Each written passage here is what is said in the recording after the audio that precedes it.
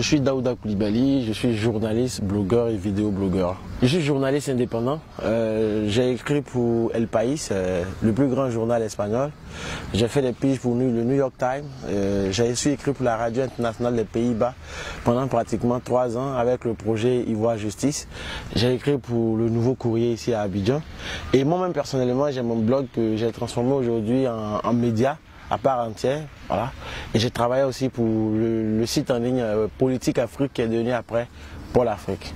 C'est après ma démission que je suis allé créer mon propre média qui s'appelle La Voix des Sans-Voix, où je décris, je dénonce l'état de la société. Oui, les menaces, j'en reçois à tout moment, voilà. Et la dernière menace même que j'ai reçue, c'est lors de la fameuse affaire d'agro-business qui m'a valu même des pressions à un très haut niveau. Mais bon, c'est pas pour autant que je vais arrêter de dénoncer. Je peux dire que c'est en gros la 3e fois que j'ai des altercations avec la police. La première fois, c'était à la présidence de la République. Il y avait eu une histoire de direct, tout et tout, donc on ne s'est pas compris, tout ça. La présidence pensait que moi je faisais un direct. Après, les gars de corps m'ont pris, ils m'ont envoyé dans un bureau, tout ça. Et ils m'ont fait effacer toutes les vidéos que j'avais prises en back-office. Je leur ai dit que ce n'était pas du direct. Après, c'était fait un montage. La seconde fois, c'était avec les policiers qui sont en face de Fraternité Matin. Il y avait une marche des élèves et j'étais en train de filmer encore une fois en direct, tout ça. J'ai été empêché de travailler. Le monsieur m'a même donné un coup de poing à l'œil gauche. Et j'avais même l'œil au beurre noir pendant un certain temps. Et cette fois-ci, c'est la 3e fois où là, je me suis fait traîner à terre comme un animal, comme une bête sauvage.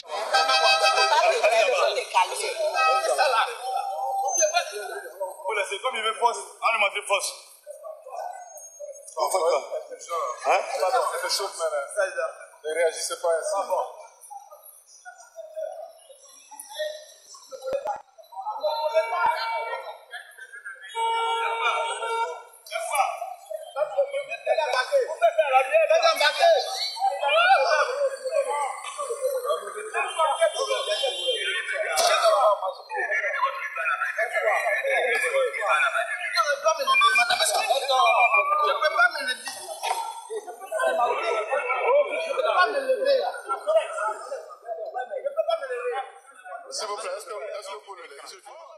Je savais qu'il y avait une marche, il y avait 2 marches pratiquement. Il y avait une marche qui avait été organisée par la EDS, qui est dirigée par, qu'on appelle ça, la branche plus ou moins du FPI.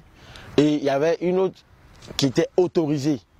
La première n'était pas autorisée, les marches qui étaient au niveau d'Adjamé, tout et tout. Donc moi, je n'ai pas cherché à aller là-bas, parce que je me suis dit, c'est pas autorisé, il ne faut pas aller se créer des problèmes. Je suis parti dans celle de l'AFD, qui était plus ou moins autorisée.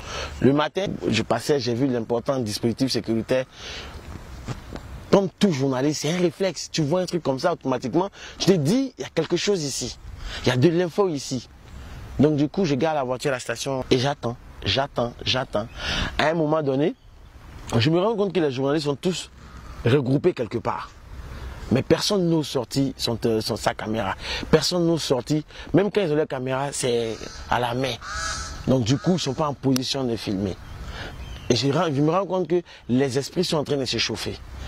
Automatiquement, je viens, je sors mon téléphone et je commence à filmer. Le monsieur, il m'a vu. J'ai senti qu'il veut me dire, non, on ne filme pas. Le policier, oui. J'ai été clair là-dessus.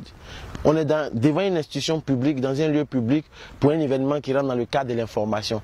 Et toute image qui rentre dans le cadre d'une information, le droit à l'image n'a pas de raison d'être. Ça, ils le savent. Moi aussi, je le sais.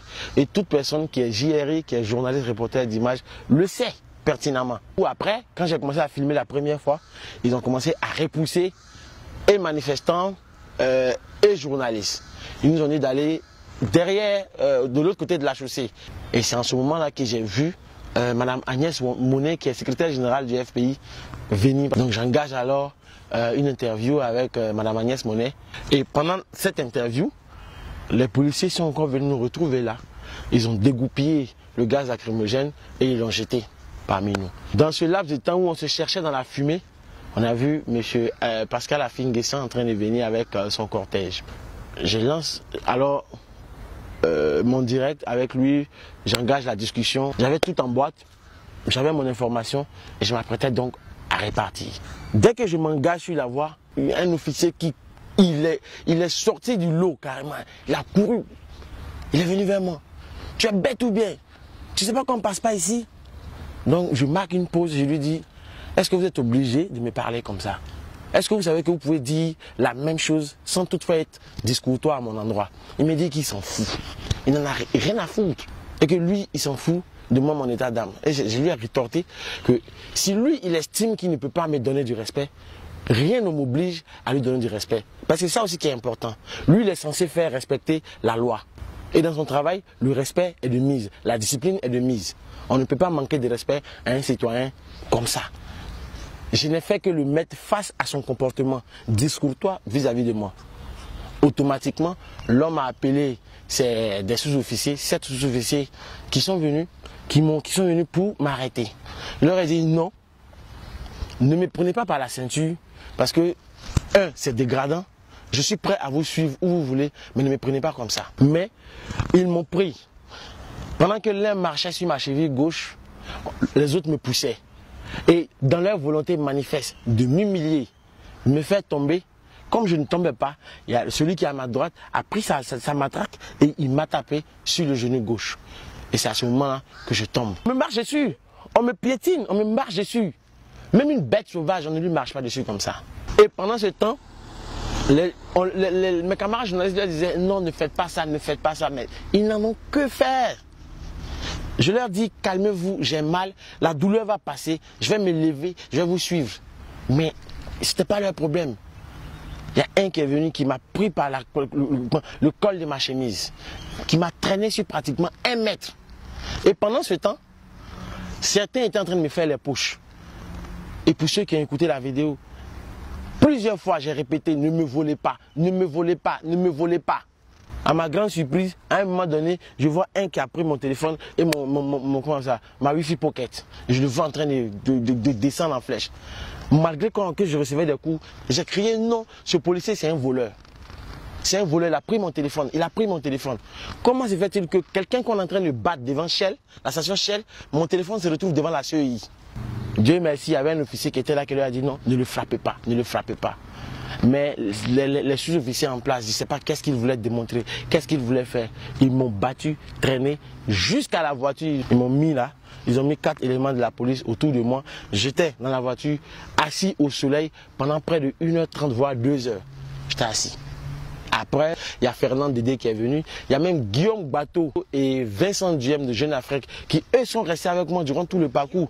Quand j'ai été libéré, avant même que je ne sois libéré dans la voiture qui était autour de moi, quand je reprenais mes esprits, je me suis rendu compte que mon porte-monnaie avait disparu. Mon porte-monnaie contenant, qu'on appelle ça, ma carte d'identité, ma carte bancaire, la somme de 40 000 et puis bon, les cartes de visite, paf, tout a disparu. J'ai commencé à dire non, je vous avais dit que vous allez me voler et vous m'avez volé mon argent. Je veux ma carte d'identité, je veux mes pièces, je veux mon argent. Mais le commissaire de police m'a regardé d'un air vraiment dédaigneux. Est-ce que toi on peut te voler? Hein? Et puis 40 000 francs même là, c'est quoi? Tu vas faire quoi avec ça? Tu vas faire quoi? C'est un commissaire de police qui sort des propos comme ça. Le doyen Fernand Dédé me dit, petit frère, comme tu as été libéré, va porter plainte et tu fais une déclaration de perte aussi en même temps. J'étais avec Anderson Diedry qui écrit pour Ebenu Today et j'étais avec Moïse Katumbi de Media for Change qui eux m'ont accompagné jusqu'au 12e.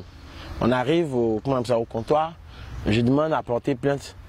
Les sous-officiers refusent de prendre ma plainte. Ils me disent bon, il faut aller voir notre officier, il est en haut, il s'appelle Achiche. Il est à la porte 4 du 12e. Il dit ok, il n'y a pas de problème.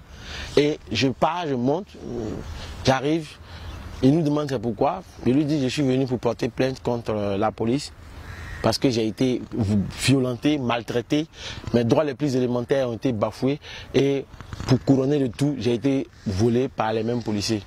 Il m'a regardé comme ça. Donc tu veux porter plainte contre la police? J'ai dit oui, je vais porter plainte contre la police. Il dit ici moi je ne prends pas de plainte contre la police. Je ne peux pas prendre de plainte contre la police. Donc tu veux porter plainte contre nous-mêmes. Si tu es trop fâché, il faut aller voir le procureur Adou. Ok. Je me sens bafoué, je me sens humilié et l'injustice notoire est là. On me dit on ne prend pas ma plainte. J'ai dit ok, il n'y a pas de problème. Le lendemain donc, sur le champ, je suis descendu, j'ai fait une déclaration de perte que mes amis m'ont aidé à payer parce que j'avais même pas un sou sur moi. Une déclaration de perte, tout et tout. Et le lendemain, j'ai rédigé ma plainte. Je suis allé au parquet, j'ai porté ma plainte au procureur de la République. Après cela, je suis reparti à la CNDH, la Commission nationale des droits de l'homme. Je suis encore allé là-bas, j'ai porté plainte. Derrière ces plaintes, c'est un combat.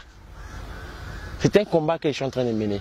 Aujourd'hui, on se rend compte, il y a des situations, chaque fois dans des villes, que ce soit à Blolequin, dans telle ville, les populations s'élèvent. Ils s'attaquent à des institutions de la République. Sur les réseaux sociaux, un peu partout dans les journaux, partout, on dit c'est de l'incivisme. Oui, c'est de l'incivisme. Mais il faut s'attaquer à la base du problème. Parce que quand on voit ces populations s'attaquer aux institutions de la République, c'est parce que nous avons perdu de vue les fondamentaux. Respecter les lois que nous nous sommes données nous-mêmes. C'est ça le plus important. Quand les justiciables sont tout le temps brimés, quand les justiciables sont tout le temps volés, agressés, violés, ou bien même tués, et qu'on part porter plainte à la police, et qu'en retour, c'est du dégoût, c'est des moqueries que ces personnes reçoivent. Ils ne sont jamais rétablis dans leurs droits. Qu'est-ce que vous voulez qu'ils fassent?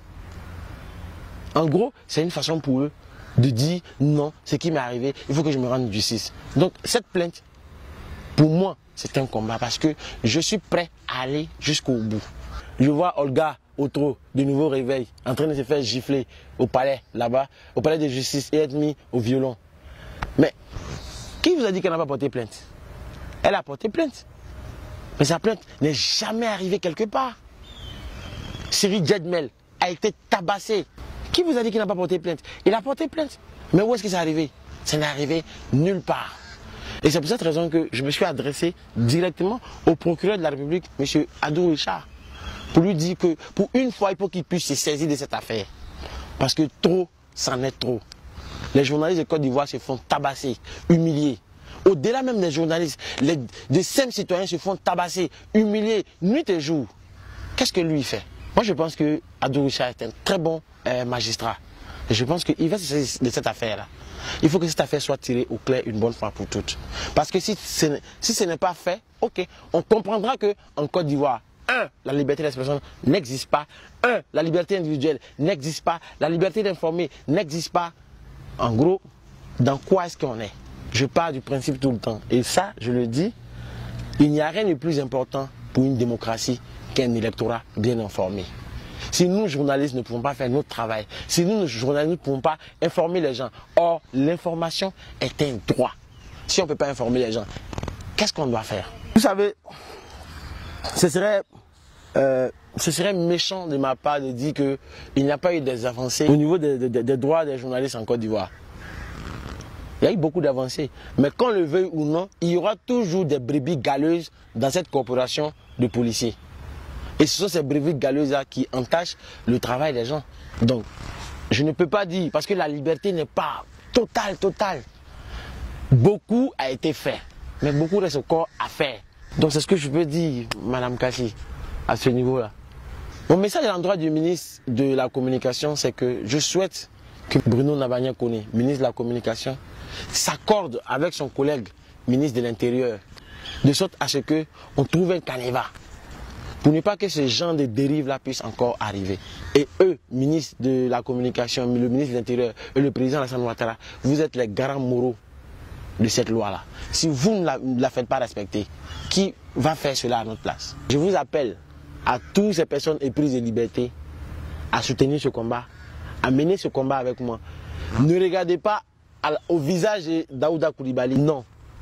Regardez au-delà de Daouda. Parce qu'aujourd'hui, c'est Daouda qui a été battu. C'est Daouda qui a été traîné. C'est Daouda qui a été humilié. Mais demain, à qui le tour?